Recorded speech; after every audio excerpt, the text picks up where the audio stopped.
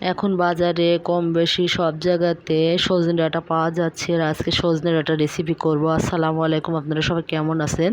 ডাঁটাটা আমি ধুয়ে পরিষ্কার করে নিয়েছি। আর কড়াইয়ে সামান্য তেল আর মরিচ পেঁয়াজ দিয়ে লালচে করে ভেজে নেব। আর মশলাটাও আমি আগে রেডি করে নিয়েছি। এখানে রসুন, জিরা, ধনিয়া গুঁড়া, হলুদ গুঁড়া, সামান্য লবণ, স্বাদ মতো মরিচের গুঁড়াও সামান্য দিয়েছি। দিয়ে এটা কষিয়ে নিতে হবে। আর ডাঁটা রান্নাতে সব সময় সরিষা বাটা ইউজ করলে অনেক ভালো হয়। আমার ঘরে কোনো সরিষা ছিল না, এই জন্য আমি দিতে পারি নাই। তো একটু কষিয়ে আমি কিছুটা মসুরের ডাল দিয়ে আজকে রান্না করব।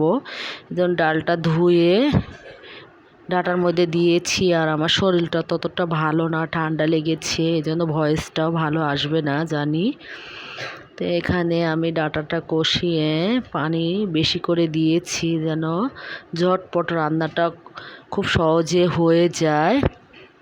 পানি বেশি করে দিয়ে এখন ঢেকে দেব ঢাকনা দিয়ে। আর 20 মিনিট পরে এসে দেখি ঝোলটাও কমে গিয়েছে, রান্নাটাও হয়েছে। আর ডাঁটা খেতে কিন্তু অনেক মজা লাগে, আপনারা অবশ্যই বাসায় ট্রাই করবেন।